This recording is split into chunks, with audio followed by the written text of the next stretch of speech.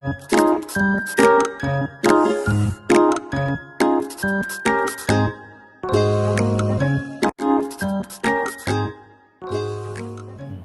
Students, இன்றைக்கி நம்ம பார்க்க போகிற topic cost accounting.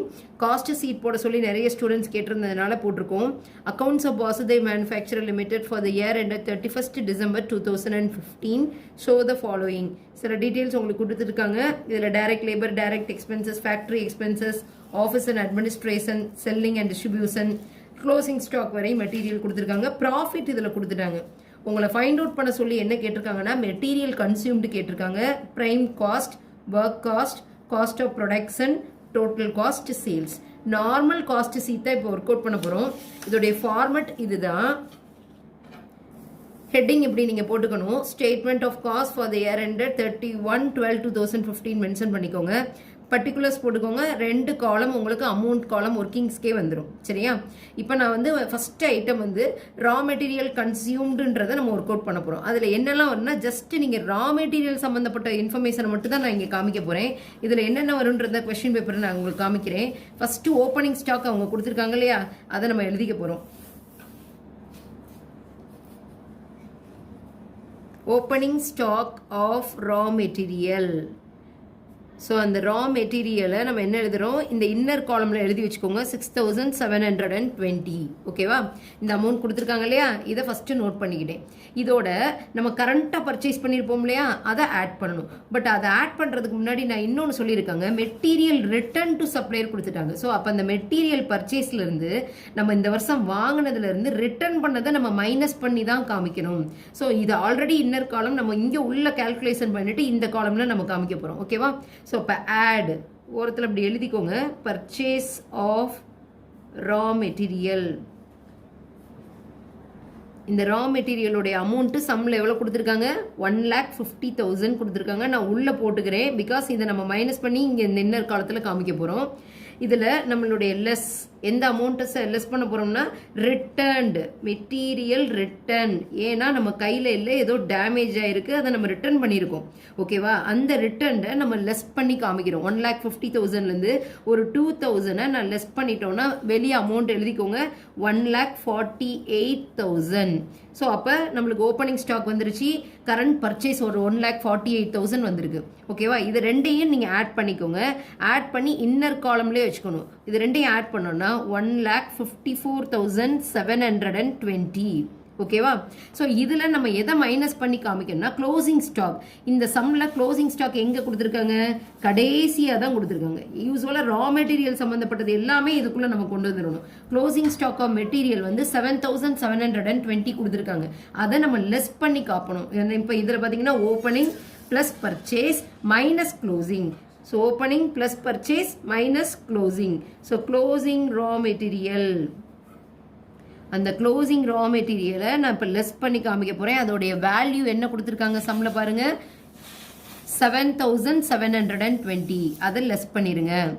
7,720.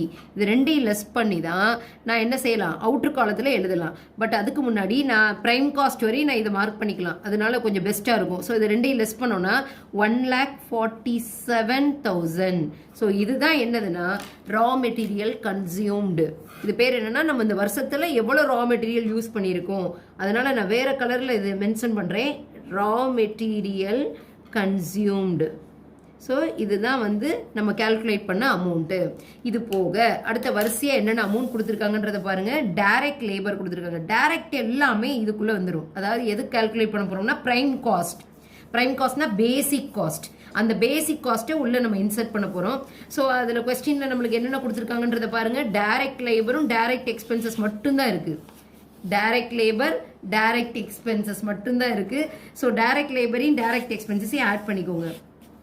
Direct labour அந்த அமௌண்ட்டை 50,000 இன்னர் காலத்தில் காமிச்சுக்கோங்க. கொஸ்டினில் கொடுத்துருக்காங்க. அண்ட் டைரக்ட் எக்ஸ்பென்சஸ், டைரக்ட் மட்டும்தான் போடணும், வேறு எதுவுமே போடக்கூடாது. வேறு எந்த டைரக்ட் ரிலேட்டடாக இருந்ததுன்னா அதை நீங்கள் உள்ளே ஆட் பண்ணிக்கலாம். ஸோ 20,000. ஸோ இந்த மூணையும் ஆட் பண்ணி அவுட்ரு காலத்திலே நீங்கள் டைரெக்டாக காமிச்சிடலாம். எவ்வளோ வருது, 2,17,000. இதுதான் என்னதுன்னா ப்ரைம் காஸ்ட் அப்படின்னு சொல்கிறாங்க. ஸோ நான் அதனால் அதை நான் வேறு கலரில் மறுபடியும் காமிக்கிறேன். It is called prime cost. Prime காஸ்ட்னா பேசிக் எக்ஸ்பென்சஸ். சரியா? ஸோ அப்போ இவ்வளவு தூரம் கால்குலேட் பண்ணிட்டோம். இப்போ அடுத்தது நெக்ஸ்ட் எக்ஸ்பென்சஸ் என்ன கொஸ்டின்ல கொடுத்துருக்காங்கன்றத பாருங்க.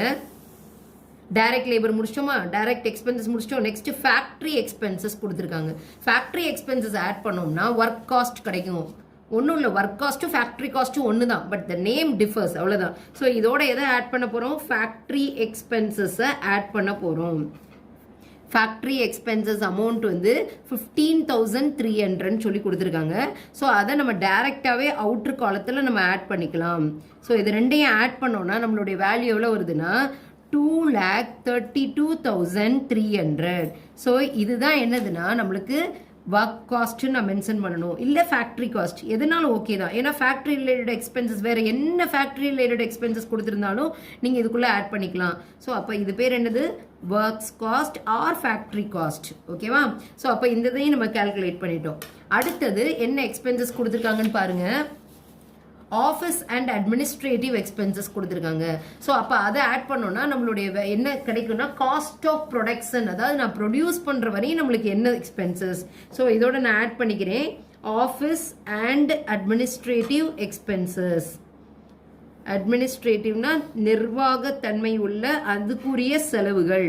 சரியா? அந்த அமௌண்ட் நம்மளுக்கு இப்போ எவ்வளோ கொடுத்துருக்காங்க? ஆஃபீஸ் அண்ட் அட்மினிஸ்ட்ரேட்டிவ் எக்ஸ்பென்சஸில் 8,000 கொடுத்துருக்காங்க. அதை நீங்கள் டைரெக்டாக ஆட் பண்ணிக்கலாம், 8,000. ஸோ இது ரெண்டையும் ஆட் பண்ணோன்னா நம்மளுடைய வேல்யூ எவ்வளோ வருது? 2,40,300. 2,40,300. இதை தான் நம்ம என்னன்னு சொல்ல போகிறோம்னா காஸ்ட் ஆஃப் ப்ரொடக்ஷன். நான் அந்த நேம் எல்லாத்தையும் உங்களுக்கு நான் வேறு கலரில் மென்ஷன் பண்ணுறேன், அப்போ தான் ஈஸியாக இருக்கும். ஸோ ஆஃபீஸ் சம்மந்தப்பட்ட செலவுகள் எல்லாத்தையும் நீங்கள் இதுக்குள்ளே கொண்டு வந்துடலாம். ஃபார் எக்ஸாம்பிள் சேலரி கொடுத்துருக்கலாம், ரெண்ட் கொடுத்துருக்கலாம், ஆஃபீஸோடைய ரெண்ட் கொடுத்துருக்கலாம், எனிதிங். ஆஃபீஸ்ன்ற இந்த வார்த்தை வந்துட்டாலே you can include in this office and administrative expenses. அது வரையும் நம்ம வந்து காஸ்ட் ஆஃப் ப்ரொடக்ஷன் நம்ம சொல்லலாம். இப்போ அடுத்த எக்ஸ்பென்சஸ் என்ன கொடுத்துருக்காங்கன்னு பாருங்கள். செல்லிங் அண்ட் டிஸ்ட்ரிபியூஷன் எக்ஸ்பென்சஸ் கொடுத்துருக்காங்க. ஓகேவா? ஸோ இதை ஆட் பண்ணோம்னா நம்மளுக்கு காஸ்ட் ஆஃப் சேல்ஸ் கிடைக்கும். ஸோ இதை ஆட் பண்ணிடுறேன். So selling and distribution expenses இதை நம்ம ஆட் பண்ணணும். செல்லிங் அண்ட் டிஸ்ட்ரிபியூஷன்னா விற்கிறதுக்குரிய செலவு, அதை டிஸ்ட்ரிபியூஷன்னா நான் அது எடுத்துட்டு போகிறதுக்குரிய செலவுகள். ஸோ அப்போ செல்லிங் அண்ட் டிஸ்ட்ரிபியூஷன் எக்ஸ்பென்சஸ் எவ்வளோ கொடுத்துருக்காங்கன்னா 7,900 கொடுத்துருக்காங்க. ஸோ அதையும் நம்ம ஆட் பண்ணி காமிக்கிறோம். அதை ஆட் பண்ணோன்னா அது என்ன வேல்யூ வரும்னு நான் சொல்லியிருக்கேன், that is cost of sales. So இது ரெண்டையும் ஆட் பண்ணோன்னா அதோடைய வேல்யூ என்ன வருது? 2,48,200. 2,48,200.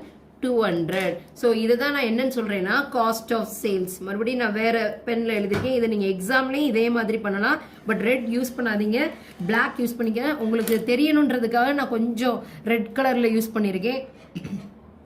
ஸோ இப்போ 2,48,200 வந்திருக்கு. வேற ஏதாவது எக்ஸ்பென்சஸ் கொடுத்துருக்காங்களான்னு பாருங்க. வேற எந்த எக்ஸ்பென்சஸ் கொடுக்கல. இது க்ளோசிங் ஸ்டாக்கோட இது. ப்ராஃபிட் டைரக்டா ஒரு 10,000 சொல்லியிருக்காங்க. ஸோ நீங்க என்ன செய்ய போறீங்க? நம்ம கண்டுபிடிச்சிருக்கிறது காஸ்ட் ஆஃப் சேல்ஸ். இதோட நம்ம ப்ராஃபிட்டை ஆட் பண்ணி காமிக்க போறோம். ப்ராஃபிட் இதுதான் அந்த கம்பெனியோடைய டோட்டல் ப்ராஃபிட் ஒரு 10,000 வந்திருக்கு. ஸோ மொத்த சேல்ஸ், அதாவது அவங்களுடைய காஸ்ட் ஆஃப் சேல்ஸ் லைக் சேல்ஸோடைய டோட்டல் அப்படின்னு சொல்லி பார்த்தோம்னா இது ரெண்டையும் ஆட் பண்ணால் நம்மளுக்கு கிடைச்சிடும். So 2,58,200. So this will be your answer. இதான் காஸ்ட் சீட் ஃபார்மட். இதில் என்னென்ன எக்ஸ்பென்சஸ் கொடுத்தாலும் நீங்கள் இதை ஆட் பண்ணணும். அண்ட் இந்த பிரைம் காஸ்ட்குள்ள பேசிக் காஸ்ட், ஒர்க் காஸ்ட்குள்ள ஃபேக்ட்ரி ரிலேட்டட் எக்ஸ்பென்சஸ் வந்துடும். ஆஃபீஸ் சம்மந்தப்பட்ட செலவுகள்லாம் காஸ்ட் ஆஃப் ப்ரொடக்ஷனுக்குள்ளே வந்துடும். செல்லிங் ரிலேட்டட் எக்ஸ்பென்சஸ்லாம் இந்த செல்லிங் அண்ட் டிஸ்ட்ரிபியூஷன் எக்ஸ்பென்சஸ் கடியில் வந்துடும். நெக்ஸ்ட் வந்து ப்ராஃபிட், ஃபைனலாக நம்ம செல்லிங் அமௌண்ட்டு நம்மளுக்கு கிடைச்சிடும். ஸோ வேறு டவுட் இருந்தாலும் நீங்கள் கமெண்ட் செக்ஷனில் கேட்கலாம். வேறு டாபிக் வேணாலும் நீங்கள் கேட்கலாம். Thank you students.